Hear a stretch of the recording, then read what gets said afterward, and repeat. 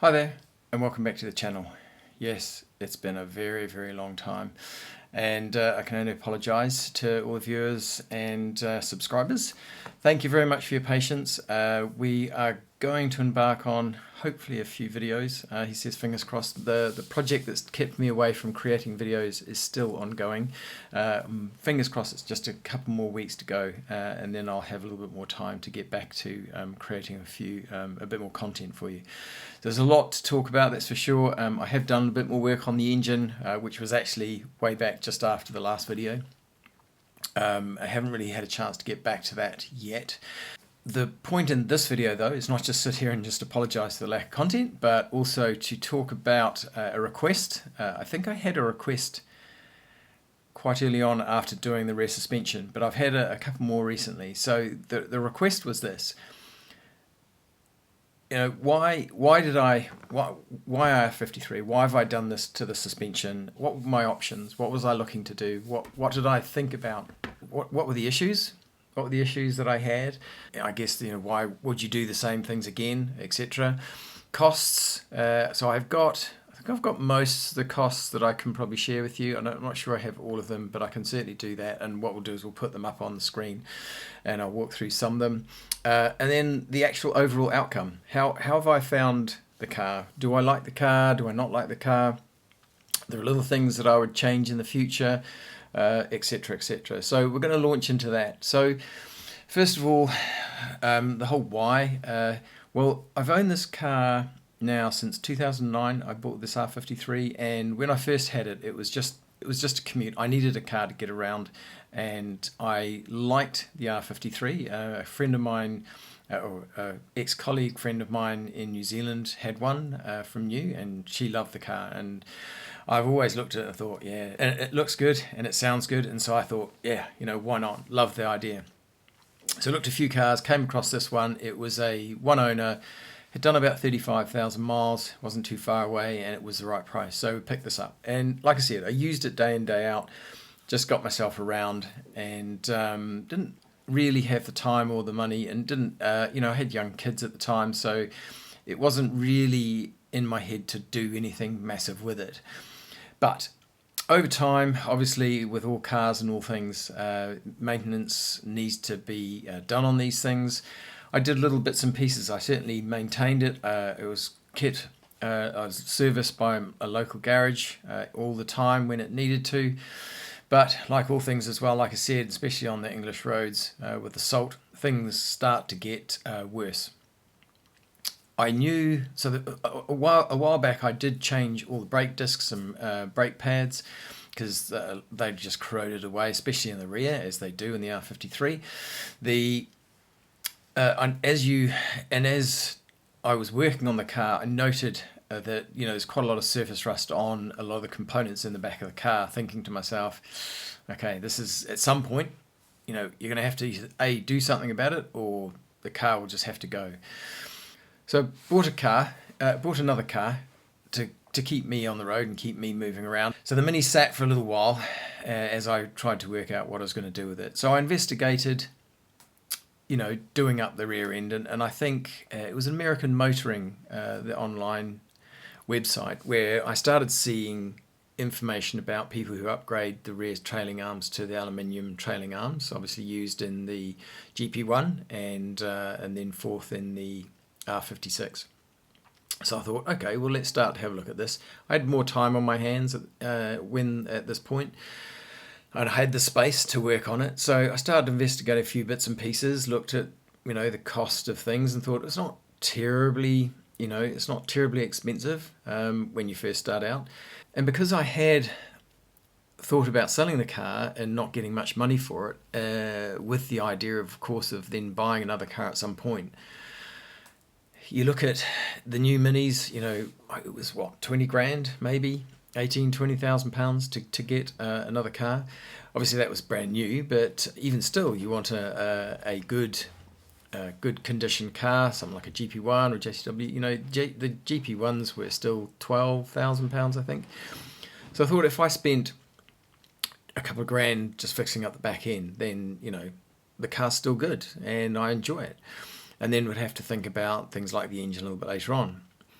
So we looked into it, looked up on all wreckers sites, eBay, etc. Found some trailing arms. They weren't they weren't massively expensive, and you'll see I think the cost, I think something like 40, 45, 50 pounds for a side, and that came with almost everything. Came with the holder, the wheel bearing, etc. Not that I use the wheel bearing, but it came with a number of bits, so that was quite good.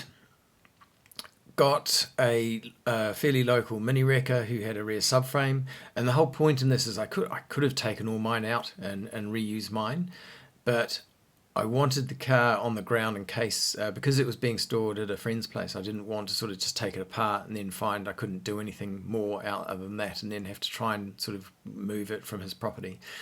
So I thought, let's just buy all the bits that I need, and I can completely build up the rear end, and then put it back together. So had those parts. I had found a powder coater locally who could do all the work for me, which was really, really good. And you've seen the video of that, hopefully. And if you haven't, just have a look through my videos and you'll find that, or I'll see if I can remember to put a link down below in the description for that one. And then I joined a couple of Facebook groups, so R53 Club, R53 Addicts, a few others on Facebook, and just started to understand, where people got support and work from and help from, and came across Orange Performance. Ollie, spoke to Ollie, pinged him online and asked a number of questions about different components for underneath the car, and so I was looking at the Tyne coilovers, and because I was looking at a pair of those, I think the Advanced Street Race, and you could get different components all the way to the point of having a little control panel in the car where you could change the dampening settings, or even you could buy a GPS that would actually change it based on where you were. I thought that sounded really, really cool. Possibly not really what I needed in the car, to be fair, but sometimes you get a little bit excited about some of the technology that's available. So anyway, I spoke to him and pinged him, and he recommended the BC coilovers, which I ended up getting. So got those, got the conical washers for the rears from him. I ended up upgrading the sway bar also from him, and then got some control arms. Now with the control arms, you only really need to buy the lower control arms. So if depending on how and way you see the adjustment of the rear wheel, I'm no expert in it. So obviously, if you look at the Mini as standard, it is only the bottom control arm that is adjustable through that concentric nut on the bottom there, out on the trailing arm. But when I bought the control arms, I just thought, it just looks so much nicer with all of them being replaced. So, yes, the top ones don't need to be adjustable. Arguably, maybe someone might say that you could make some further adjustments to the wheel alignment by having an adjustable top. Again, I'm not the expert, so I'm not going to comment further. But for me, I thought if it is possible, then they're there, and to be honest, they look just really, really good, having all four yellow ones there. So I went with yellow because I like the accent of the yellow and the blue. I then had a look at brakes. Didn't like the R53 rear brakes at all. Mine had multiple issues. Binding typically is the main one. I've had them looked at twice in the past, and they still over time just start binding up. So again, went to the same wrecker who I got some of the other components from, got some R56 rear brakes, took them up to my powder coater, AB Powder Coating, just outside of Newbury here, who did a really, really good job, really lovely guy. He struggled to get the paint to work properly. I think it took him 3 or 4 attempts to get it right. And it's obviously all the fluids that had been in the system, and it was just him working out how to get the right temperatures to get the stuff to stick and to clean them up properly. So big hat off to him for getting that done. When we chose the colour, I was trying to align the colour with the trailing arms, and he had 2 yellows, and I went with a slightly paler yellow, which in hindsight was probably not the right colour to go for, because now that I've done the front brakes, completely different yellow. But it is what it is. My decision, my issue. So yeah, just one of those lessons learnt, I guess. And I guess talking about pitfalls, this was one of my problems of not having an overall concept of what I was trying to create with the car. I was there just really to do the back end up and then do something with it. But obviously, because I'd done coilovers, you then had to do the front of the car as well. So yeah, but we'll talk about that in a little bit. So what were the other options? I didn't really look at too many other options, to be honest. From the rear brakes perspective, I didn't want to really go crazy with the rear brakes, because most of the work is done in the front.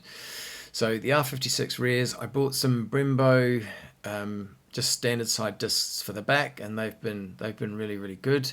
And I think I'm trying to remember if they came with a set of pads or not. I can't remember now. I have to go back and check, but I can't remember. I think, yeah, off the top of my head, I can't remember which brake pads I used in the back, but we'll have a look at that.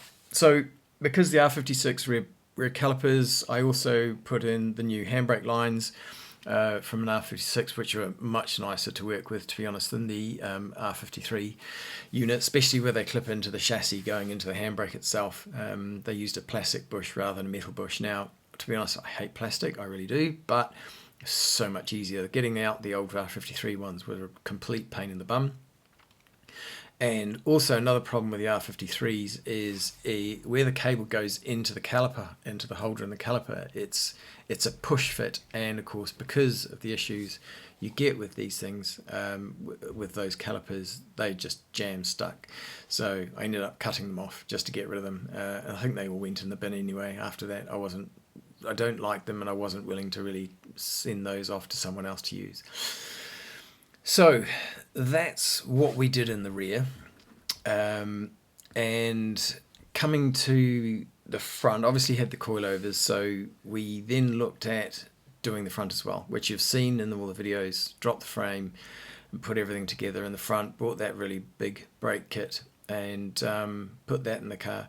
One of the things I have mentioned to me, and it'd be interesting to try at some point, with the big brake kit, I was asked, it was mentioned, surely you should put the M3 master cylinder in to cope with the extra fluid required. But I didn't, and to be honest, I find the brakes just as good. They're not soft. Maybe for some people they prefer a slightly harder pedal as you first push. I mean, there's a bit of give in my pedal, just in the first few millimeters as you push it in, but after that they work and they stop. So it was no different to what I was used to in the car. So I haven't done anything with that at this point. Right. Other pitfall. The other thing that I did obviously was the brake lines. They had to be done. As you've seen in the videos, again, I just had my local garage make some up the same length, and I bent them just using a cheap tool off eBay. Wasn't that difficult a job, to be fair, and quite glad I did it the way I did it. I was because I was taking the whole car apart, the rear end, taking the petrol tank off, etc. It was a nice easy job. I think it could be done without taking the petrol tank out, but getting all the angles right and the bends right and getting it in, as long as you can pull the old one out as much as in one piece as possible, because as you would have seen if you've seen my videos, I just traced around what the old one was, because I didn't destroy them. I took them off as one piece, and then I bent the new ones to fit the same shape, and then it was just quite little tweaks once I got in the car. So that wasn't a big deal. I guess the biggest pitfall was two. Let me think of two. Obviously, you have to know the different bolts and nuts, because there's differences between the R56 because I use the aluminium trailing arm, so you have to know what they are.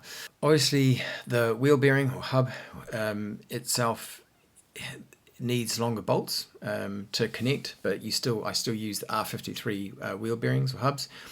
There's mounting of the calipers to consider. There is the bushings to remember that it's an R56 bushing now for the trailing arm on the mount, not an R53. Now, I bought this based on American Motoring. I think it was American Motoring, or there was either that or there was another site where I saw a list of parts. Now, I wouldn't necessarily recommend doing it that way, because when I did this, the pitfall I fell into here was the fact that I was just following what someone else was doing, which was putting the standard control arms back in and using the standard adjustment on the car, which I didn't end up doing. So I've got a few brand new bolts that I'm not using. So what I did there was, and again you would have seen it in the videos, is because on the Mini, on the trailing arms, like I've said, you've got that concentric bolt. It looks a bit like an eTorx bolt, massive thing, and that goes into a cage nut on the other side, which rusts up quite nicely, of course. Anyway, that is still enough of adjustment if you want to keep that, and therefore you'd argue, well, you don't need an adjustable control arm. You could just continue to use the straight control arms that come with the car. However, of course, I'd changed those for something a little bit different, and because they were adjustable, I sat there and thought to myself, well, why would you put in this concentric nut? I liked the fact that the top control arm, or the top part of the wishbone, as many call it, the bolt and nut for that are perfect. So I ended up buying those a little bit later on. I think I got those through a BMW seller on eBay, and put those in the bottom. Now, the thought was obviously also that the hole in the trailing arm it's got a slot, rather than a hole. And so what I did outside of that as well is I created a piece of aluminium. I think it was a 3mm aluminium plate that fits inside that sliding that section, oval section, with the concentric nut fits into, and then put a hole in it for the bolt, so that while the bolt still tightens up nice and tight anyway, it possibly would have been okay. I did this belt and braces anyway, so that was something. Got my powder coaters, some powder coating work that was in there. That was, make sure you clean them up. I bought a couple of tap and dies just to go through, and you've got to be a little bit careful, make sure you get them absolutely right, not just the size, the pitch of the thread. But I went through a lot of the all of the mounting points to make sure, because they use thread locker, you want to make sure that they're clean and tidy when you go in, so you don't have a bolt just slightly go off, because you thread one of those, it's going to be expensive. And I know about that because I wrecked the near side trailing arm on, which one was it? It was the coilover mounting point.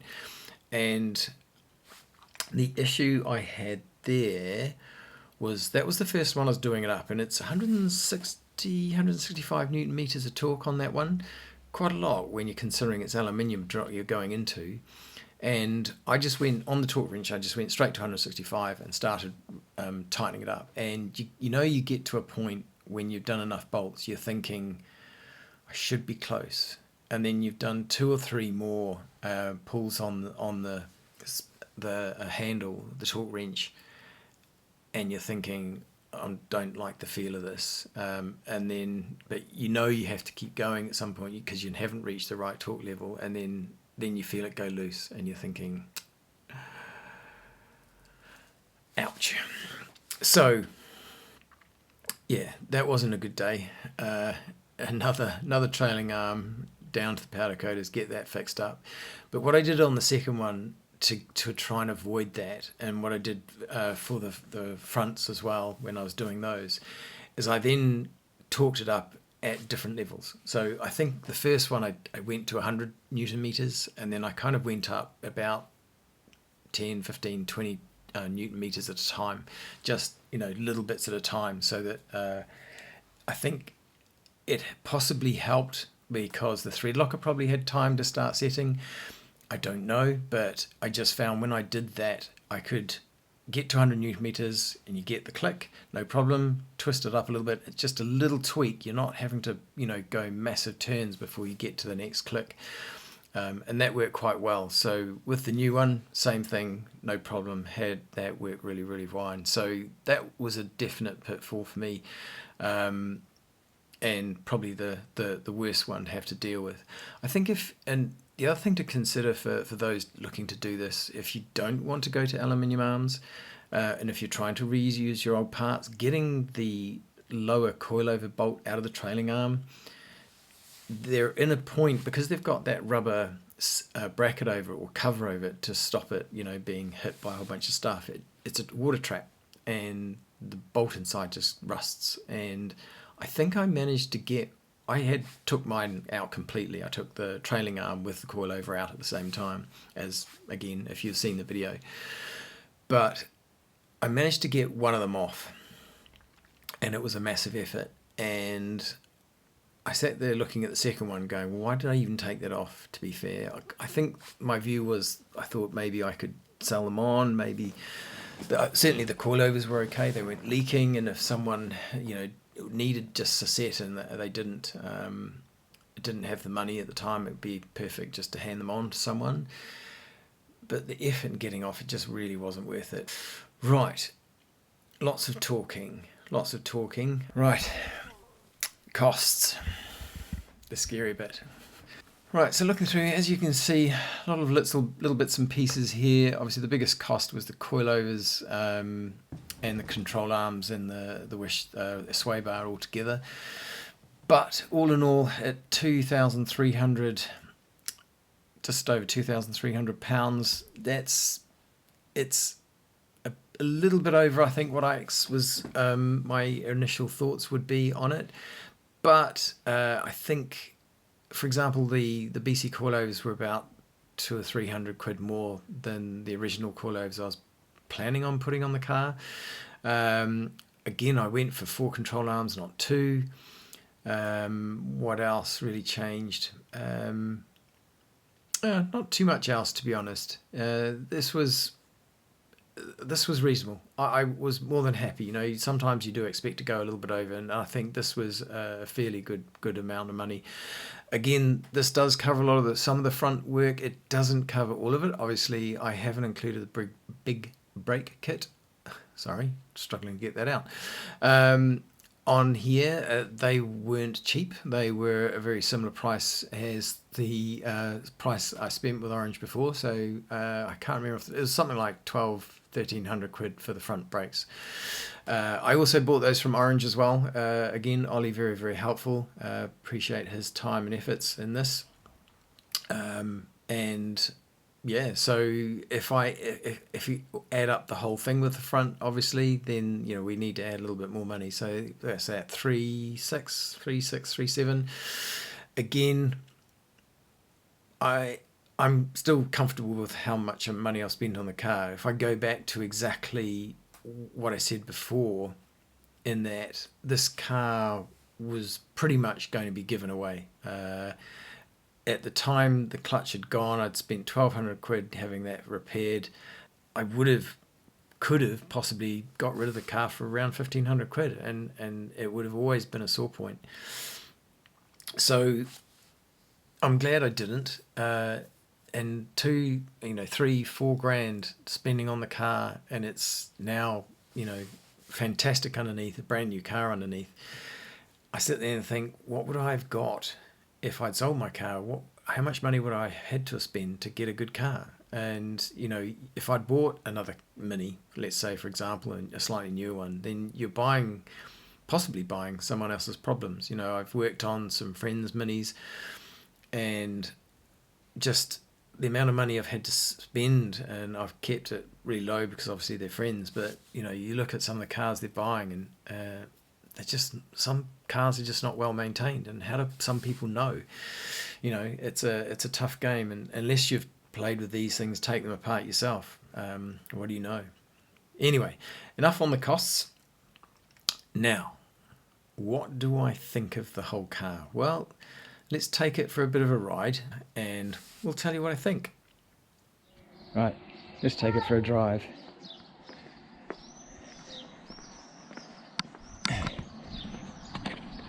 looking nice and clean in the sun.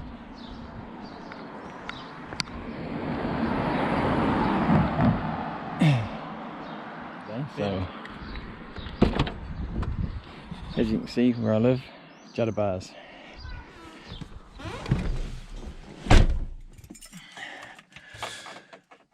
Right, so what can we say so far? So there's a few times you sit there and think to yourself, wow, this ride is quite hard. You definitely feel a lot, but then, you know, once you get through areas like this, you got to just take it slow. But you get it out on the open road and it's really nice. But anyway, let's start her up. Now, I'll do a little bit of talking at different times because I'm going to be listening to the stereo, which obviously I can't play back through to you because of copyright issues. So we'll do a bit of footage and I'll do a bit of talking over the top.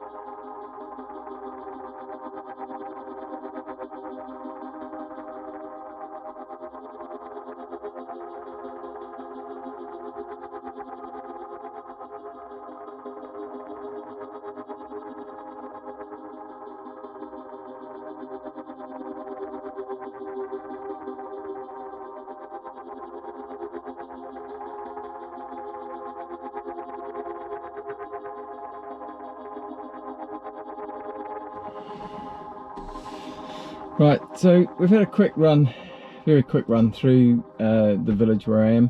We're now heading out onto the motorway, and so yeah, let's see what that's like.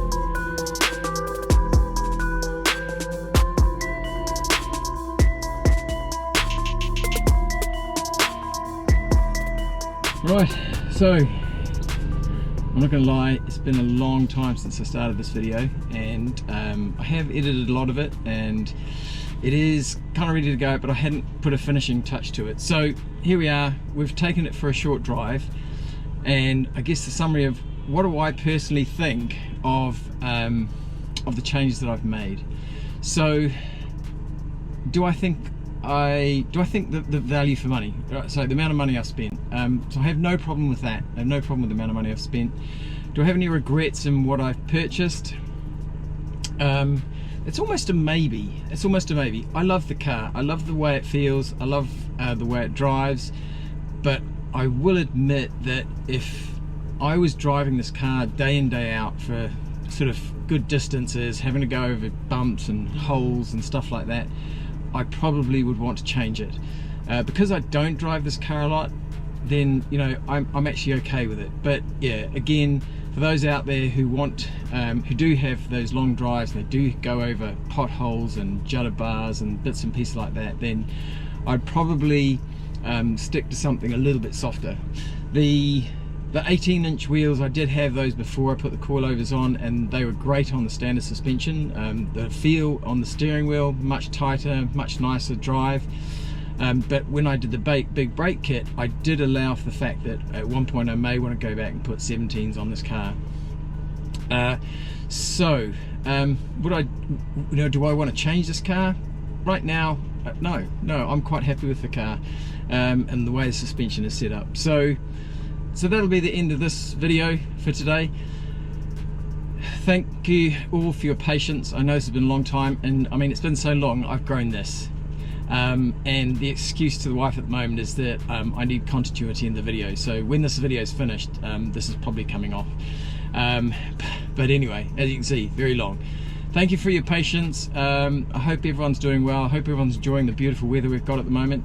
And we'll see you, fingers crossed, in another video real soon. Take care for now. Bye-bye.